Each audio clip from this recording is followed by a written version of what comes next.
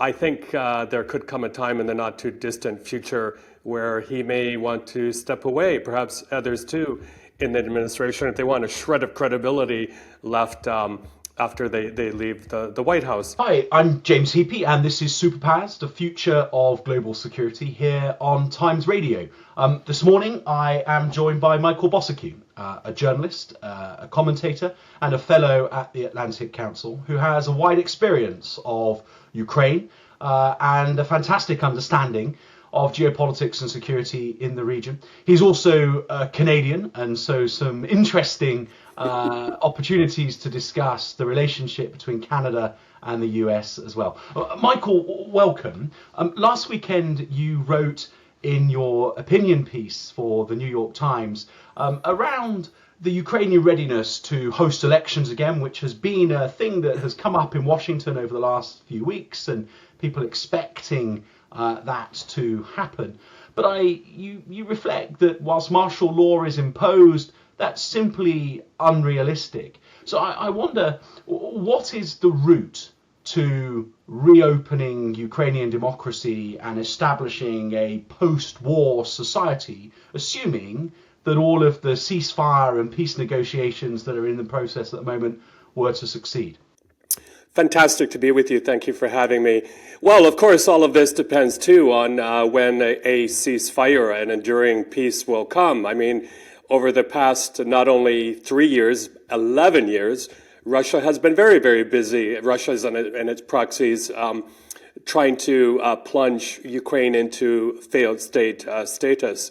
As you well know, millions of Ukrainians are overseas. A lot of people are continuing to leave or thinking of leaving. A lot of infrastructure has been bombed to shreds, including the energy and more recently the railway infrastructure. So a lot of the pieces that would make up a vibrant democracy either aren't there or in tatters right now. And to give people a kind of visualization of the state of democracy in Ukraine, which is, of course, very, very strong after decades of effort, is if you walk by the headquarters of the Central Election Commission in Kiev, it's totally dark. It's been turned into something else for the time being. So all of these basic tools of democracy need to be put back into place. But as I pointed out in that piece, compared to many other countries, and because I'm in the neighborhood, I'll reference Turkey. We saw what happened 2 days ago. Protests have been banned after the president went after his opponents, including the mayor of Istanbul. Well, in Ukraine, demonstrations and protests have been tolerated. I've seen many happen without any interruption from the police. No one thrown into jail, no one told to go home. So those types of methods of freedom of expression are alive and well. Having said that, I mean, there are concerns about the office of the president clamping down quite a bit on media freedom. For example, right at the beginning of the war, President Zelensky mandated what's called the 24/7 telemarathon, where the 5 main channels grouped together and did a rolling broadcast. But it's all pretty much advertising free. It's all very positive towards the president and, as one would expect, towards the military. But it's done away with a lot of competition. It's absolutely ruined the digital marketing space, the marketing space altogether. So media entities are having a tough time generating revenue. And even for investigative journalists, it can be tough, whether they're reporting on the office of the president or on powerful oligarchs. Under the chief of staff of the office of the president, Andriy Yermak, who's very powerful, criticism is not tolerated. Now, of course, during wartime, we might expect that, but given we're 3 years into the war, and this is, I bring this up because I have long argued, and so have colleagues of mine who are Ukrainian journalists, that in order for the reconstruction, rebuilding of Ukraine to happen, the first block that needs to be put into place is a free and vibrant media because, James, the last time I checked, business people, investors require on, independent, verifiable information about what's going on. In addition, they would like to see a check on corruption. Those are the 2 main roles that the media provides. I cannot tell you, I mean, we're talking about the state of the Ukrainian state, but the media has been really devastated, not only physical bombing, but displacement of journalists overseas or to the front line. As I said, lack of revenues. A lot have been killed or injured, and newsrooms have been destroyed as well. So a lot of rebuilding to do there. So if the Ukrainian government were to redraw their blueprints for the reconstruction of Ukraine, which they should be doing right now, of course, the media needs to be the first step there. And finally, on this one, I think that the president and his office should be looking at a couple of things. One is zones of normality, if you will, perhaps in Western Ukraine, Lviv, places like that. I've talked to officials there. There's still martial law there. They're saying, well, there's not much use for it anymore. They're begging, and I'm telling you, begging for airspace to be open in the far western parts of Ukraine where the war seems distant. After all, you know, we've seen Ben Gurion Airport in Tel Aviv and the airport in Beirut operate under very difficult circumstances. I can bet you that airlines are willing to take that risk, and so are some passengers.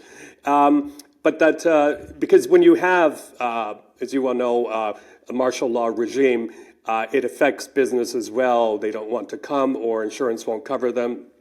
The risk insurance.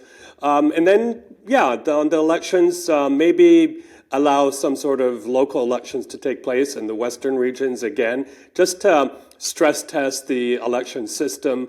But no way, I've talked to experts, no way when it comes to parliamentary or presidential elections. That's what Russia wants. They want regime change. They will do all they can to disrupt or to manipulate. So that part of the puzzle just isn't on right now. I mean, it seems that there's therefore sort of three issues. There's the sort of physical capacity to deliver elections, you know, the absence of the election regulator, the destruction, the collapse of Ukraine's free media, which is essential to the sort of the discourse that comes with an election. So issue number one, that's a sort of practical thing to rebuild and takes time. Secondly, the appropriateness of it, and I do think from listening to your answer there that people in Washington forget that if the US was in a war of national survival against an existential threat, the US would similarly clamp down on unhelpful media that gives succor to the enemy or sort of does anything other than reinforce the national will to fight. That is inherent to war, yes. And we shouldn't be quick to try and impose our kind of peacetime expectations of political and democratic norms onto a country that is fighting for its survival. But the third thing is that there is this acute risk that if you hold elections too soon, or you might even argue whenever they are held in Ukraine, it will be an open door for Russia to fight a war in Ukraine through other means, through a flood of subversive activity and disinformation, and everything that the Russian army has failed to achieve over the last 3 years, the GRU, through their disinformation campaign, may well succeed yet. Michael, I wonder how we, when is that moment? You know, the UK did not hold elections during the Second World War, and it takes time for a society to recover from war. When is the moment when Ukraine sort of can get back to normality?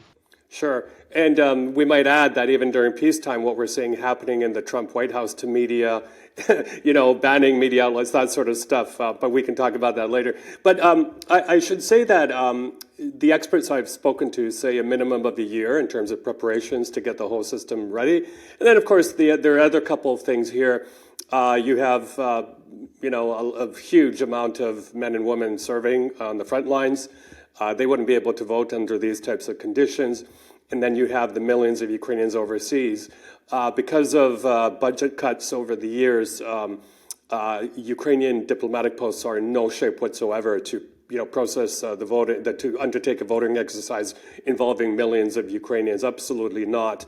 So, and then you have to remember that you have Ukrainians in the occupied zones. If you held an election, say tomorrow, they would be in effect disenfranchised because they wouldn't be able to cross the line. So, first step, of course, too, you need these solid lines of where Ukrainian territory is, where can election missions go, and then of course you have to have a credible election. I've served as an election observer many times. You have to have election observers who are independent and credible. They need access, as we did as the OSCE in 2014, 2015, and that is agreed to by both sides. So they especially when you're involved in areas closer to the front line, where it's a lot easier for the Russians to get up to their shenanigans. Observers need to be there. Under the current conditions, there's no way you get sufficient observers to sign up to go to those parts. But there's also, I think, the symbolism, if you will, that's involved in holding an election. That is, of course, a big signal to the world that we are reaching a state of normalcy. But that cannot happen again until there's a credible, long-lasting ceasefire.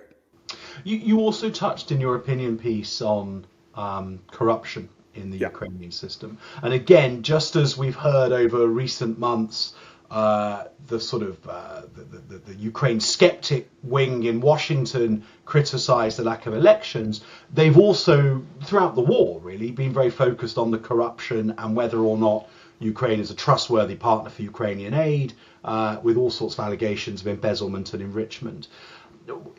How overblown are those allegations, and how committed is Zelensky to rooting them out? Because, as you know, he started well, but one might argue that the effort has lacked further since.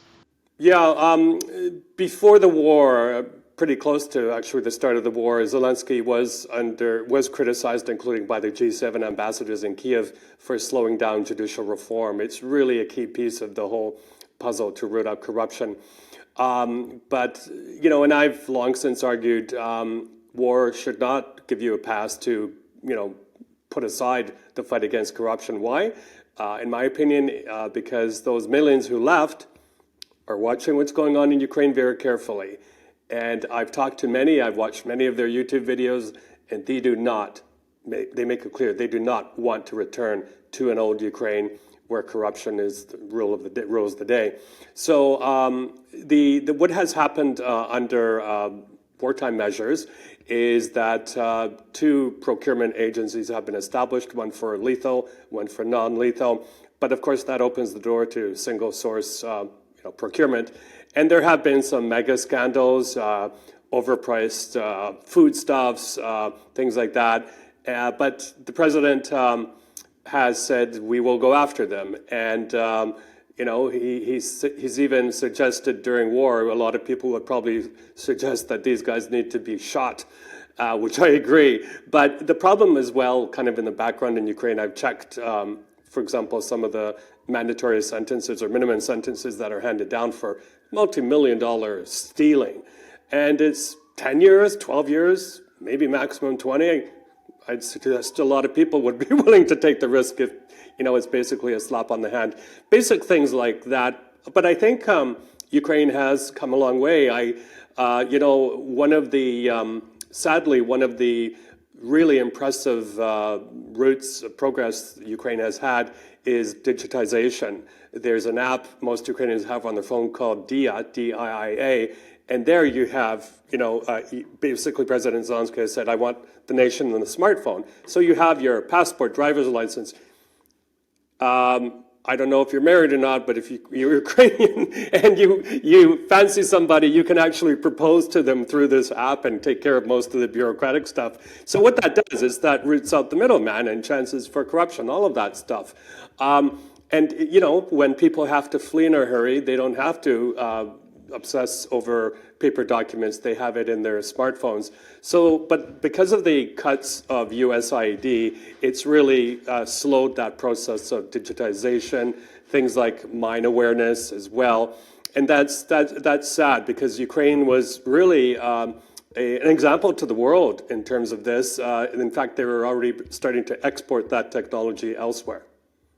I mean, it strikes me as you speak that there's a really interesting, at the moment, the challenge of rooting out corruption in a wartime economy under martial law is one thing. But even that has caused moments when military aid has been withheld on the basis that there was concern that within the MOD there was embezzlement and mispurposing of lethal aid.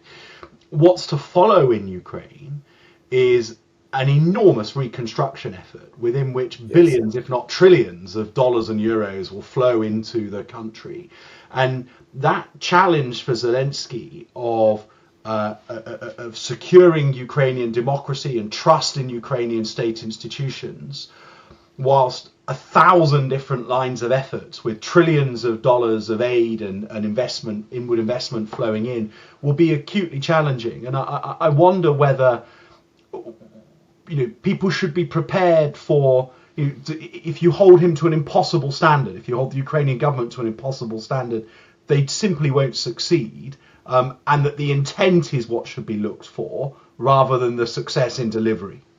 Yeah, that's correct. I mean, even before the war, there were a lot of voices saying that the government, whether it was Zelensky or his predecessor Poroshenko, were being held to an impossible standard. That, this is a relatively young democracy, and it has a very strong enemy on its border.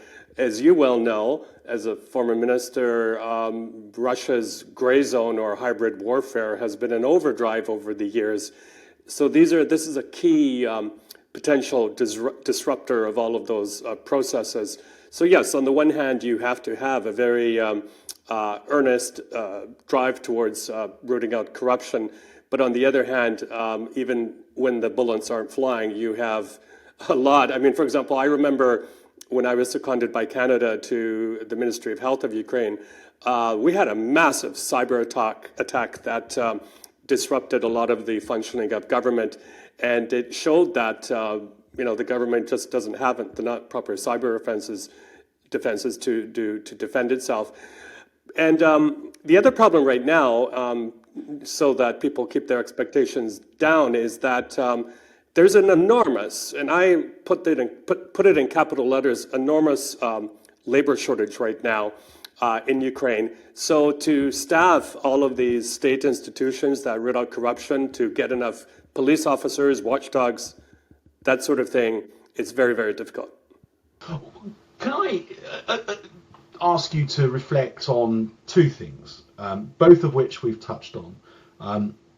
Firstly, what is going to happen next from Putin's perspective? You rightly noted in your commentary of late that Zelensky's had a good week. He's recovered from his car crash meeting in the Oval Office, yes. and good way to put it. Signed up to Trump's proposal. So the ball is now in Putin's court. What does Putin do? Well, James, it must be like 10 Christmases in the Kremlin right now with all the concessions that the United States has given, with Mr. Putin having given very, very little in return. I could picture him right now sitting back looking very smug and happy at what's going on. He very skillfully, as I wrote, played his trump card and manipulated Mr. Trump to get the absolute minimum from that phone call the two of them had the other day. Some vague promise of a partial ceasefire, depending on whose readout. From the Russian perspective, we won't strike energy. From the U.S. side, it says energy and infrastructure.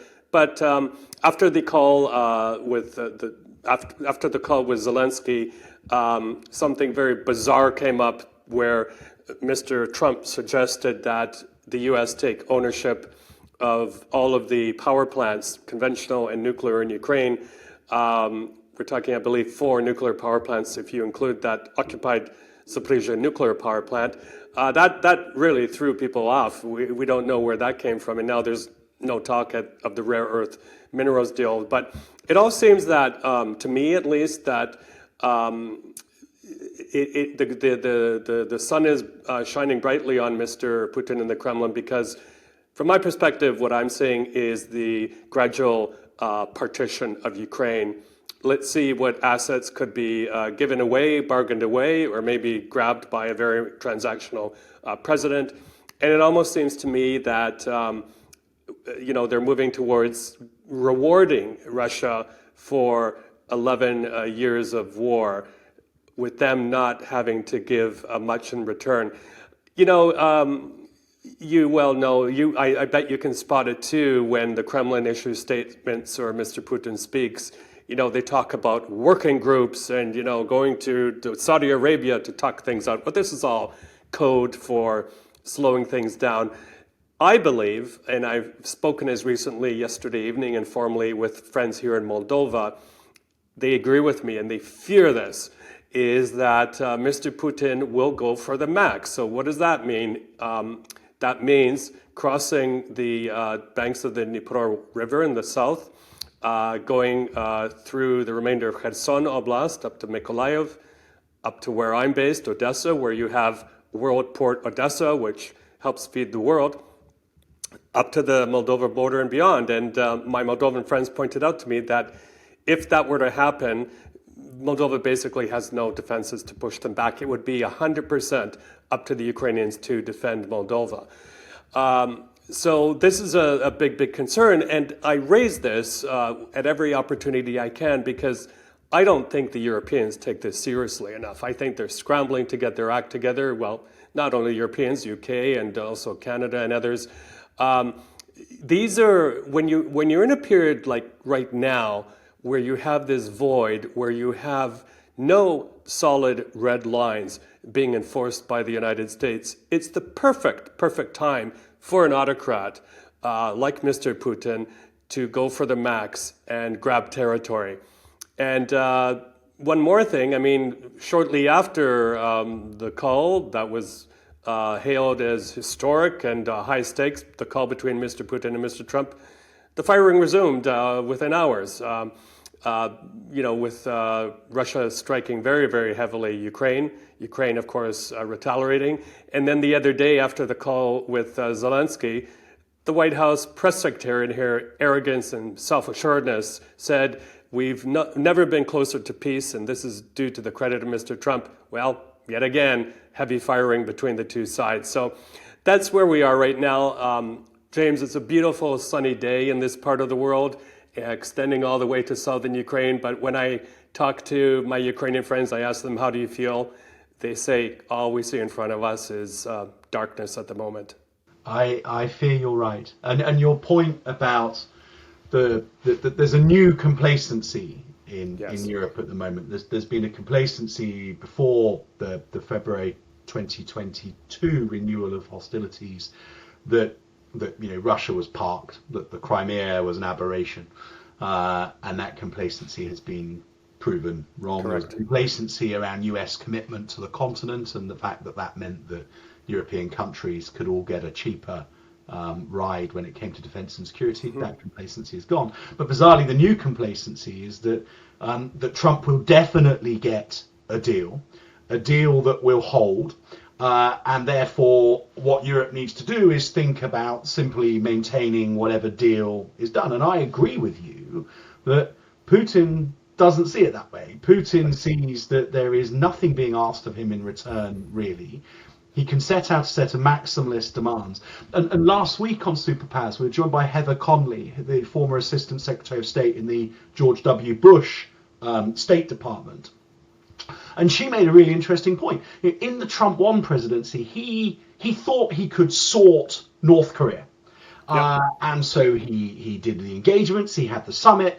And then when the North Koreans didn't play ball, it wasn't some moment of great failure and introspection. It was just ignored and moved on to whatever was next. Yep. And I've been reflecting on that all week, because the reality is that if Trump gets bored of a process that Putin continues to kick down the road, and it becomes apparent that he's not going to get the Nobel Peace Prize winning moment that he hoped for, he'll just move on to something else and leave the Europeans and the Ukrainians and the Russians to their own devices. And I therefore share very much your view of the sort of that this is not yet the end game, and that some very dark days could be ahead. And your Moldovan point is very, very well made. I Yeah, can well and imagine. James, sorry if I could jump in. Also, it seems to me this is kind of foreign policy making on the fly Yeah. that we're seeing from the White House. And, under those 10 Christmases tree in the Kremlin, what we're seeing are beautiful gifts from the United States that Russia probably didn't even ask for. And that's, for example, the dismantling of that Yale University lab that very assiduously documents the cases of forcibly kidnapped Ukrainian children into Russia. We see the United States very quietly stepping away from a multinational effort to investigate the war in Ukraine, including Mr. Putin. We see Russia being allowed to send its diplomats, probably a lot of spies, back into the United States. Many other things, and of course, yeah, the defunding of the Voice of America, Radio Free Europe, Radio Liberty, which I've described as the digital Berlin Wall against the digital Berlin Wall against Russian disinformation. This was celebrated in the Kremlin by, for example, the head of Russia Today and others. So it's just hard to comprehend why this is happening, and again, with Russia giving so little in return. I'd like to jump across the pond and Sure. think about what's going on in Washington for a second. And we've seen Elon Musk come under some pressure this week from major investors in Tesla. So, so he's under some pressure. Yeah. Marco Rubio could not look more uncomfortable if he tried. What started as a resurgent Trump turn, all the talk was about they've assembled a team this time, learnt the lessons from the last one, where the team is ultra loyal, ultra committed. Yeah. I wonder whether or not there's already some fracture creeping into that top team. I brought that up in my previous Times Radio interview that I'd like to put my best faith in Mr. Rubio. I think he is, at the end of the day, a man of credibility. He has said positive things about Ukraine in the past. And when you look at him sit there, especially during that boxing match in the Oval Office the other day, very, very uncomfortable, looks humiliated, embarrassed about what's happening. I think there could come a time in the not too distant future where he may want to step away, perhaps others too, in the administration, if they want a shred of credibility left after they leave the White House. But, and also you have to think when Rubio and his team show up in a place like Saudi Arabia and make deals with the Russians, they know very well it's up to the big boss at the end of the day, who's very prone to changing his mind. But even more so, it's very transactional. What do I get out of it? What does my family get out of it? What does the United States get out of it? Forgetting that a lot of the structures, the security structures that have been built up over the decades are also meant to protect the United States. As with viruses, wars take very little to fly across the oceans and affect another population, and they don't see it coming. So these are very, very dangerous times in that regard. And I have to mention something else, going back to that White House press briefing I referenced a few moments ago. I was listening very carefully, and it seems to me, and this might be a controversial thing to say, but I'll say it anyway, it seems to me the kind of narrative and the actions coming out of that White House seem more Kremlin-esque. When you hear the White House press secretary, for example, refer to people who storm Tesla dealerships as domestic terrorists, when you refer to the U.S. Institute for Peace, which, by the way, included a lot of former fine U.S. diplomats like Bill Taylor, the former U.S. ambassador to here. People may remember that name. He testified before Congress in the quid pro quo scandal. When fine, experienced people who really care about world peace are referred to by the White House as rogue bureaucrats, we are in a very, very dark age. And again, by their actions, dismantling these very, very important institutions that were built over the past decades to advance the cause of peace. And the big one, of course, USAID.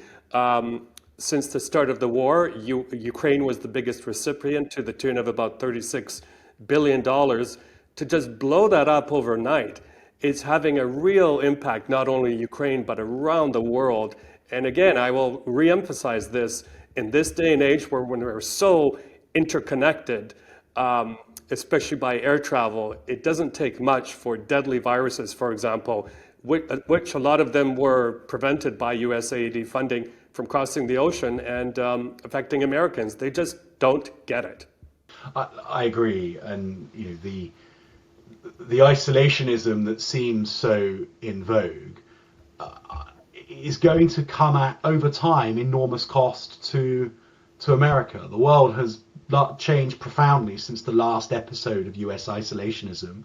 The way the global economy now operates means that you just can't retreat to within your own borders. And the vacuum that is being created in international affairs by the withdrawal of USAID funding, the reduced US global military ambition beyond their efforts to contain China, all of that will be taken advantage of by Russia, China, and others who will seek to recast a global order in a way that is more beneficial to them, and therefore at the expense of the US interest. I guess as much as people like me are gravely concerned around what US isolationism does for a new world order, it's worth qualifying to you as a Canadian that isolationism is not entirely isolated within the borders of the United States, and that the United States' near neighbours, particularly Mexico and Canada, are enjoying a very different relationship with Washington at the moment. What is Mark Carney, newly appointed, I think full of confidence and seeing an uptick in his popularity as a consequence of the way that he's approached this. What of US-Canada relations? I mean, how sour can this all turn? Yeah, great question. Well, if I could start very quickly with a zooming out kind of answer to that, I think where things are heading right now is we seem to be speaking of a very transactional Mr. Trump to a kind of state of the world where things are going to be divided hemispherically. Mr. Trump focusing on North America mostly, giving free rein, and it seems we're headed that way, to Mr. Putin to have sway over this part of the world, and then Xi Jinping in China. I hope to go to Taiwan soon and take a kind of reading there of how folks feel, but I bet they feel very anxious like people in Ukraine do, because there's growing doubts as to whether Mr. Trump will honor US commitments to defend Taiwan should Xi Jinping make his move. But as for Canada, look, before relocating here, I was based on Vancouver Island. I lived in a border town where we had a US Customs and Immigration post. We had twice-a-day ferries to the United States. And when COVID-19 came, it just severed that direct human contact we had with our American friends. We relied so much on Americans coming and staying with us and spending and so on. Very, very intertwined. I woke up every morning seeing in the distance Mount Washington and a reminder of how close we are. And, for the most part, in big kind of tragedies like COVID-19 pandemic, Canada worked in lockstep with the United States because we knew we were so interconnected. Man-made borders, as you well know, don't stop viruses and things like that. But who would have thought that we'd be at the day where many, many Canadians are looking at the United States as a predator, as almost an enemy, when you have more than once Mr. Trump calling the former Prime Minister, Mr. Trudeau, the governor, calling Canada the 51st state. It goes beyond that. Many people may not know this, but the administration is reportedly looking, for example, at rewriting decades-old agreements about water sharing in the Great Lakes, which we share with them. A lot of people say water is going to be the new war between states, and we happen to have a lot of it in Canada. The United States depends very, very heavily on oil from our biggest oil-producing province of Alberta. If that were to suddenly stop, and the premier there has brought up that possibility, gas prices will go through the roof in the United States. And there's a feeling in Canada right now where, sadly, and we all have very, very strong ties, especially human ties with the United States, that the only way the Trump administration is going to get the message is by inflicting pain on them. Already, many premiers have taken matters into their own hands and done everything from clear the liquor shelves of US booze to Doug Ford in Ontario threatening to slap tariffs on electricity exports or cutting it off altogether, putting millions of Americans potentially, if not in the darkness, with higher utility bills. But already this is having an effect on Americans, and I think we're going to be headed to a point in the not too distant future where Mr. Trump and his MAGA team is going to face a very big backlash. For Mr. Carney, who we should remind people, he was sworn in as Prime Minister. He's not elected. He's kind of an interim Prime Minister, expected to call an election this weekend, which will take place in April. But yeah, Mr. Trump's digs at Canada and at the former Prime Minister have given the ruling Liberal Party, of which Mr. Carney is part of, a huge lift. They were very, very much down in the polls. We're now seeing that a lot of that had to do with Mr. Trudeau, not necessarily with the party. But it now looks like they could squeak through with at least a minority government. And we are looking, most Canadians feel we are looking at a scenario where we will be in this for the long term, as long as Mr. Trump is in power, because many of us feel there's no one going back on what you just did, especially with tariffs and sinking our Canadian dollar, that Mr. Carney appears best equipped as a former central banker, especially, to deal with this very predatory administration. But once again, a lot of us feel that we have to fight this. It's caused, finally, and good things come out of this too, it has forced Canada to redirect its kind of economic access from north-south to east-west. And the Canadian opposition leader, Pierre Poilievre, came up with a very good idea a few days ago. He said, let's help Europe defund the Putin war machine. How do we do that? We rush building of LNG terminals on Canada's east coast to make it easier to ship out our energy to Europe so that they can lessen their reliance on Russian energy. So these types of things are being looked at as well, and it's about time.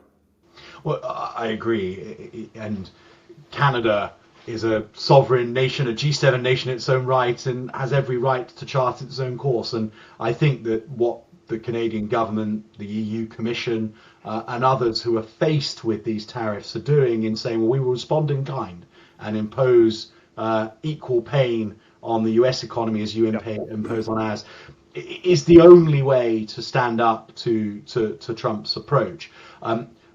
I suppose my sort of macro concern, therefore, is you can envisage, if it was mooted the other week that Putin should be readmitted to the G7 and it becomes a debate again, and you end up in a situation where you've got within the G8 somebody with whom a Western ally is at war with, China, who has threatened a trade war on the United States, and the rest of the G7 who are in a de facto trade war with the United States already. And that grouping that has underpinned the global order at the highest level for so long ends up being really fractious and divided, and not therefore in any position to solve the world's problems unless they're all able to meet at these these summits and deal with issues like climate change or the evolution of AI, whilst pretending that they're not all scrapping with each other over tariffs. But that feels fanciful to me.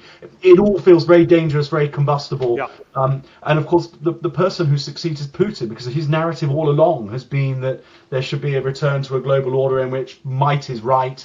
And everybody just looks after their naked national interest. Right, like tantrum diplomacy, as I once wrote in an op-ed for CNN. Even under Trump, we saw a lot of that gunboat tantrum diplomacy, but also the Chinese as well. We have to remember, I remember in summits, for example, in Papua New Guinea, where they tried to really strong-arm their way to get statements aligned with their thinking. I think a lot of these summits have become almost anachronisms, because the only way, it seems to me, that they can get any sort of statement together through the work of their Sherpas is to water things down where they have very little meaning. And again, going back to the United States, when in that recent UN resolution and in the Security Council on the third anniversary of the war in Ukraine, where you had the United States watering resolutions down, voting with thug regimes, this is a day we thought that would never come. What the heck is going on there? You know, and I guess it requires other friends of democracy, if we can put it that way, to pick up the mantle and be the shining beacon of democracy, the kind of leader of the free world. I don't know if that can be France under Macron or UK under Sir Keir Starmer, but we need, I think, as a global community, a strong, strong leader to look up to and to defend our values, and of course, to push back what seems like a growing community of thugs. I think I saw a survey the other day where the number of states that are categorized as autocratic have overtaken the number that are seen as non-autocratic. I mean, what a world we live in at the moment, and it almost seems as if Mr. Trump is enabling this process. This is a man, for example, his subservience to Mr. Putin has no floor. He looks up at strong dictators. And if I may, James, I think we've seen that a little bit in these televised Oval Office meetings, this kind of governing by press conference. I was watching carefully when King Abdullah of Jordan was sitting there taking it from Mr. Trump. Mr. Trump saying, yeah, these millions of Gazans can go to Jordan or Egypt. We can turn the Gaza Strip into Riviera. Those are all red lines for the King of Jordan. He has said very, very clearly, no way to massive displacement of Palestinians. And he just said enough to get by without provoking Mr. Trump, because he well knew that this would go over like a lead balloon, not only in his own country, but the Arab world. We also saw how your Prime Minister handled Mr. Trump by buttering him up. I know I've said this a number of times, people are probably getting bored of this, but I said he buttered him up so much that Mr. Trump's cholesterol level probably went through the roof. But that was brilliant, you know, coming with an invitation from the king. But I think that was diluted a bit by then Mr. Zelensky seeing the king. Mr. Carney has already had an audience with him. Let's see what happens. We have to, of course, hope for the best, but sadly, sitting here in a place like Moldova, everyone feels they also have to prepare for the worst. Michael, that's a great point to leave our conversation, albeit a sobering one. Thank you so much for joining me on Superpowers. It's been incredible to get your insight on everything from the Ukrainian democratic machinery all the way through to the future of the global world order. I'm James Heapy. This is Superpowers, the future of global security here on Times Radio. If you've liked what you've heard today, then subscribe to the Times Radio YouTube channel for more of Superpowers, but also more of the fantastic geopolitical analysis produced across the Times Radio channel. Until next week, thank you, goodbye.